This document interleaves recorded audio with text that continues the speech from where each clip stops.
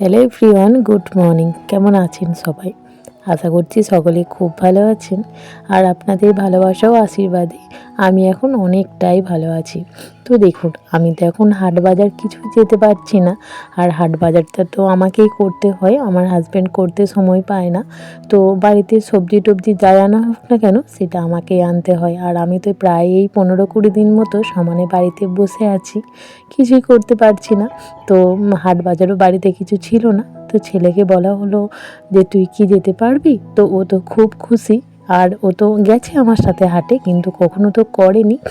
তো মা বলছিল যে তুই তাহলে যা। তো ও তো আনন্দে আত্মহারা বাজার করবে বলে।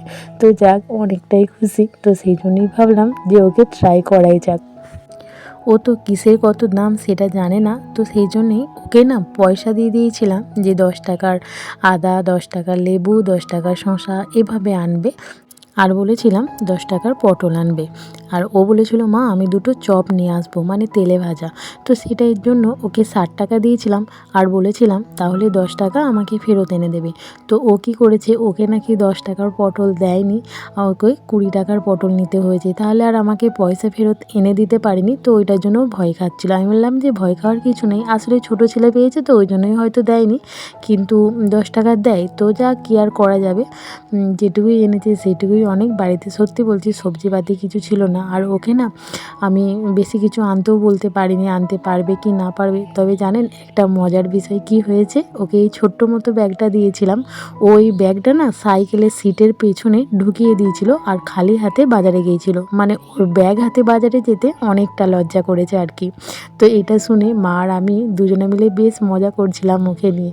তো যাক, ও খুব আনন্দই পেয়েছে। তো তারপর দেখুন বাজার থেকে এসে বাজারগুলো সমস্তটাই ঢেলে দিলাম আর মা রেখে দিল। আমি তো ওখান থেকে সরতে পারিনি।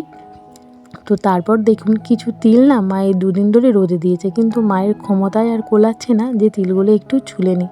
তো আমি মাকে বললাম যে মা আমি ছুলবো, আমার খুব ইচ্ছে করছে তিলগুলো ছুঁড়তে। মানে আমি তো একদমই বসে আছি, ভালো লাগছে না। তো সেই জন্যই মাকে বললাম। তো মা বলল যে ঠিক আছে তুমি ছুলবে। আমি যদি এটা না বলতাম তাহলে হয়তো মা নিজেই ছুলতো। তো যাতে করে আমি ছুলতে পারি, মায়ের কষ্টটা একটু কম হয়, তো সেই জন্য বিশেষ করে ছুললাম। আর কি বলবো, না হলে পরে হয়তো মাই ছুলতে যেত। আর সত্যি বলতে তিল ছুলতে না অনেকটাই ভালো লাগে। আর এই যে জাঁতাটা দেখছেন, এই জাঁতাটা না আগের বছরে বৈশাখ মাসেই আমি কিনেছিলাম। আমাদের এখানে বৈশাখ মাসের 30 তারিখ তো গাজন হয়, তো ওই গাজনে কিনেছিলাম। দাম নিয়েছিল ওই 550 মতো।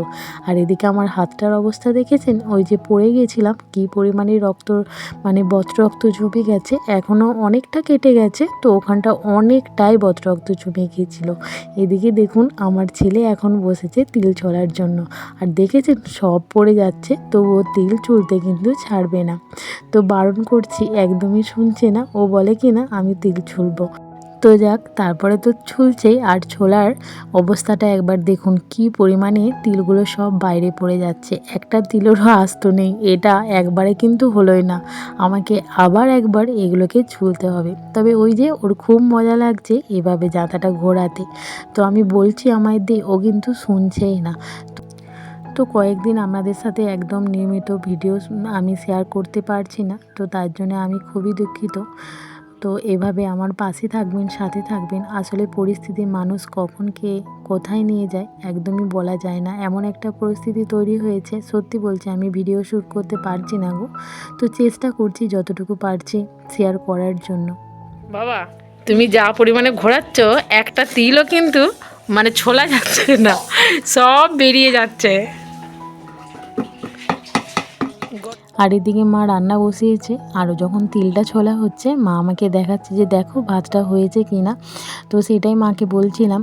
আর তার মধ্যে আজকে তিল ভাজাটাও রান্না হবে। জোরে জোরে ঘোরালে একটা গোটা তিলও বেরোবে না, দেখেছিস? এগুলো কিন্তু আবার দিতে হবে, দেখেছিস? দেখ কত গোটা গোটা তিল আছে, দেখতে পেয়েছিস? আবার কি আছে? হ্যাঁ, এবার সবগুলোকে ঝাড়তে হবে, দিয়ে আবার প্রথম থেকে আর একবার করে দিতে হবে, তাহলে ভালো ছোলা যাবে।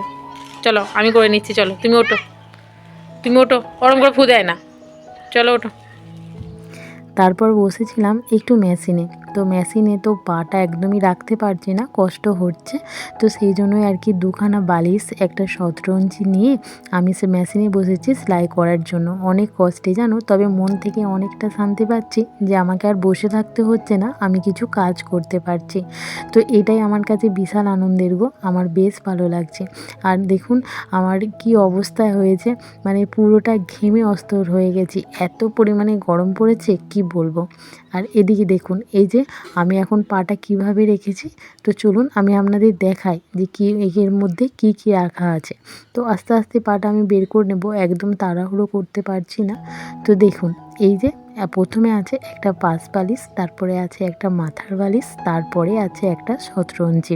তো এগুলো দেওয়ার পরে ওইদিকে আছে একটা টুল, ওই টুলটা মেশিনের সাথে বাঁধা আছে। তো তারপরে পাশ বালিশটা দেওয়া আছে। এতে করে আমার পাটা রাখতে অনেকটা সুবিধা হচ্ছে। আর দেখেছেন পাটা কী পরিমাণে ভেতর দিয়ে ঢুকে যাচ্ছে, আসলে প্রচণ্ড পরিমাণে নরম বালিশটা। অনেকটা কষ্টে করছি, তবে মানে কি বলবো, হার্ড টুলটার উপরে না রেখে এই যে বালিশের উপর রাখছি, তাতে করে অনেকটা সুবিধা হচ্ছে। আর পাশ বালিশটা প্রচণ্ড পরিমাণে নরম, তো সেই জন্যই আর কি পাটা রাখতে অনেকটা সুবিধা হচ্ছে। মানে সত্যি কথা বলতে মন থেকে খুব খুশি যে একটু কষ্ট হলেও কাজটা করতে পারছি আর কি। তারপর ওই যে ছেলে স্কুলের জন্য বেরিয়ে পড়লো, মা রান্না করে দিয়েছিল আলু ভাতে কলাই ভাতে ঘি দিয়েই খেয়ে চলে গেছে। তারপরের দিন মা বানিয়েছিল আমের আচার, তো সেটাই আমি একটু খুন্তি দিয়ে নেড়ে বাহাদুরি করছি। তো যাক, আমার ভিডিও আপনাদের কেমন লাগলো অবশ্যই কমেন্টে জানাবেন। আমাকে আপনারা সত্যি অনেক সুন্দর সুন্দর কমেন্ট করেন, সেটাতে আমার খুব ভালো লাগে। আর আমার যে এরকম অবস্থা, অনেক দিদিভাইরা আমাকে অনেক অনেক শুভকামনা করেছে আমার জন্য। তো যাক, সবার শেষে একটা কথাই বলবো, সবাই ভালো থাকুন, সুস্থ থাকুন, আর আমাকে এগিয়ে নিয়ে যেতে সাহায্য করুন। আমার ভিডিওটি কেমন লাগলো অবশ্যই একটি লাইক করে জানাবেন, আর ভালো লাগলে সাবস্ক্রাইব করে আমার ছোট্ট চ্যানেলটির পাশে থাকবেন। ততক্ষণ আপনারা সুস্থ থাকুন, ভালো থাকুন। দেখা হচ্ছে পরের দিন একটি নতুন ভিডিওর সাথে। আর অবশ্যই কিন্তু আমার সুস্থতা কামনা করবেন, কামনায় হয়তো আমি তাড়াতাড়ি সুস্থ হয়ে যেতে পারবো। তো আজকের মতো টাটা।